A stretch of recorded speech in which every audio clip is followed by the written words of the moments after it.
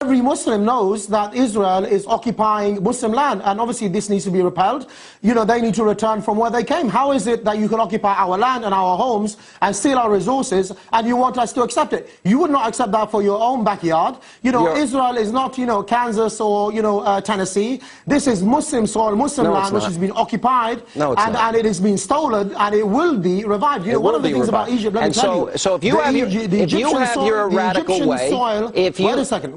When Egypt is liberated and the Sharia is implemented, you can't answer a simple question. So if you have your way, you're saying you want to wipe Israel off the map. You want Israel destroyed. You don't want the state of Israel because you have this view. Now, here's the point I'm trying to make to you, and I will finish my thought. You believe that every woman, non-Muslim, Muslim woman should wear a burqa. You're a fascist. You want to ram that down people's throats. You want to cut off people's hands. Excuse me, I'm not finished. You want to cut off people's hands that steal.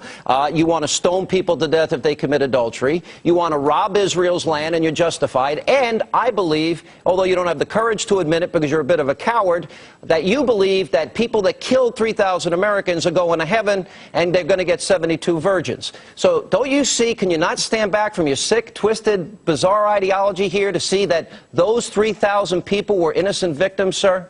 Can you not see that? No, you can live under the Sharia. Your food I can live under Sharia. Oh, thank you, sir. Please, I thank you oh so very much. Your food, clothing, and shelter will be provided, and you will not be exploited, unlike as in America and in Britain and in the Western countries. You will have the basic rights, and of course you will live as a citizen, unlike the way people are being exploited at the moment. I must live as a citizen under Sharia. I've got to live under your caliphate and your way of life, and if I don't, I'll die.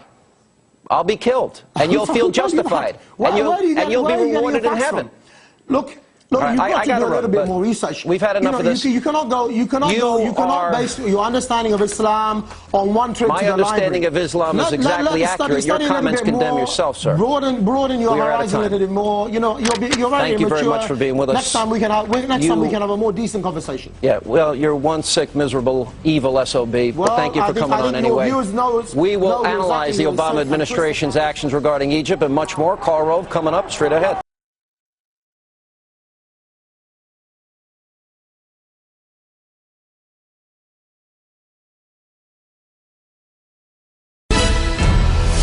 Now, if you tuned into this program last night, as I hope you did, you witnessed a very heated confrontation between myself and a controversial Muslim cleric.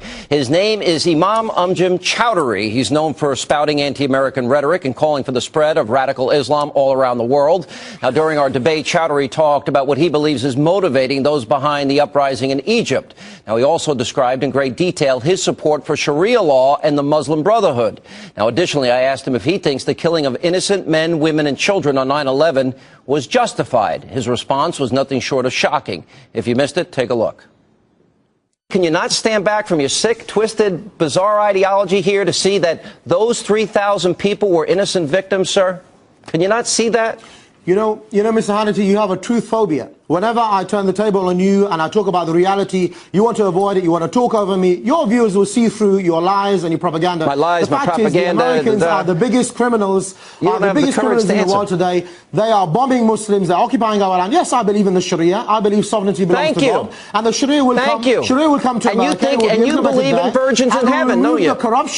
It will remove the corruption of democracy and freedom and all of your exploitation. You are worried because you know Islam is coming to your backyard. Islam is coming to your backyard. Joining me now to help break down last night's debate is the president for actforamerica.org, Brigitte Gabriel. Brigitte, I hope you saw it in full. So, and I know you're very well aware of who this so-called imam is, the one I call the mean, sick, miserable, evil SOB, but which I believe he is. Your reaction? He is, and I congratulate you on that interview yesterday. I watched it in full. Here's a perfect example of someone born in Britain as a British citizen in a Muslim family, went to British schools, raised in Britain, went to college, became an attorney in Britain. Now, how can someone like him become so radicalized to the point where he loathes the West? I mean, here's somebody who was exposed to our Judeo-Christian value system, our way of life, our democracy, and he despises it.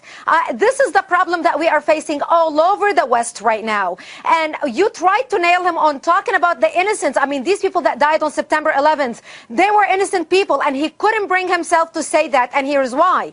He considers them all criminals because Americans, infidels, who are not Muslims, who pay money, taxes to the United States government, who funds the wars against Muslims, they are not innocent, they deserve to die. And this is how people in the Muslim world look at that as non-Muslims. Let me point. He does, and we got him to admit he supports 9/11, supports what happened on 9/11, supports Osama bin Laden, supports Sharia, supports jihad, and wants the Muslim rule all over, Sharia rule all over the globe.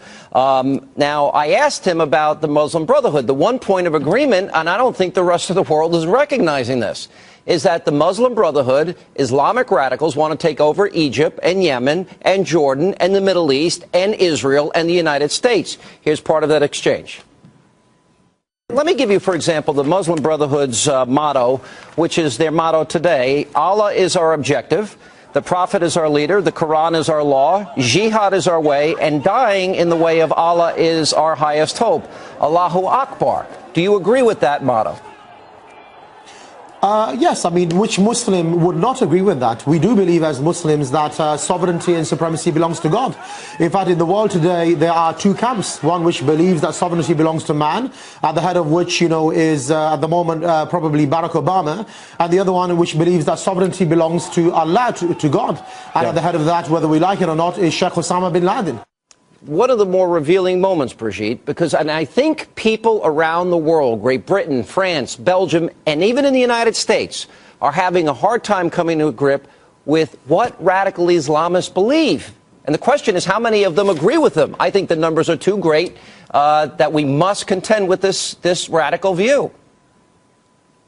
The numbers are too great, and they are basically following what the Quran said. Prophet Muhammad divided the world into two camps. Dar al-Harb, the house of war, and Dar al-Islam, the house of Islam. Dar al-Harb is the house where non-Muslims or land that has not been conquered by Islam yet is called. And that's what he is referring to. And this is exactly what the Muslim Brotherhood tried to preach all over the world. You know, in their plan, which you and I discussed on your radio program yesterday, they wrote a plan, a 100-year plan for radical Islam to infiltrate and dominate the West. In the counterterrorism circles, this plan became known as the Project. Now, they wrote the Project in 1982. Since 1982, we have seen the radicalization after the implementation of the plan in Europe. They're trying to do the same thing now in the United States. They wrote the plan for the United States in 1991 and began implementing it here. Now, what we are seeing is radicalism starting at university campuses by the Muslim student associations. It started in Britain, like he was radicalized. It's starting right now in the United States as well. The frightening thing, and I was bringing this up with Juan Williams, now our own White House is re-examining their relationship with this radical group, the Muslim Brotherhood. All right, I asked him about, just to show how radical, the idea that people would strap bombs on themselves or hijack airplanes or, you know, think that their children are martyrs if their children strap bombs on themselves and kill innocent men, women, and children.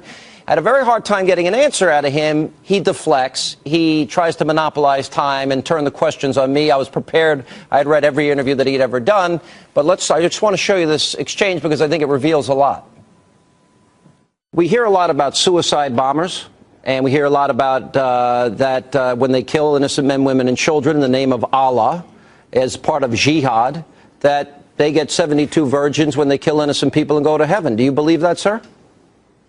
That's complete nonsense. Nobody kills innocent men, women, and children, apart from organizations like Blackwater and the ISI.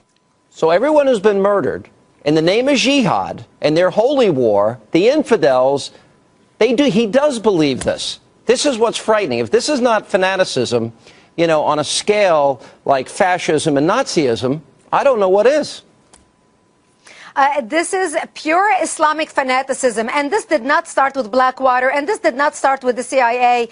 Under the banner of Islam, La ilaha illallah Muhammadun Rasulullah. There is no God greater than Allah, and Muhammad is his prophet. Muslims murdered Christians in Egypt, Copts in Egypt, Christians in Lebanon, Armenians in Turkey, Hindus in India, Jews in Arab land. All this happened before they ever turned their eyes to the United States, before we ever went into Iraq or Kuwait or anywhere else. This is Islamic radicalism awakening worldwide, driven by the Muslim Brotherhood to bring back the Islamic Caliphate or the empire and put the world under Islamic Sharia law. Their true colors are shining, and it's time for the world to wake up, especially for us here in the United States, Sean, and learn a lesson of what's happening in Europe and what's coming to the United States. Well, I would think the White House may want to reconsider their re-examination of the relationship with the Muslim Brotherhood.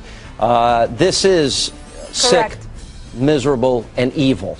And he is. And I hope people can wake up to the fact that what's really going on here. Brigitte, thank you for being with us. Thank you. And one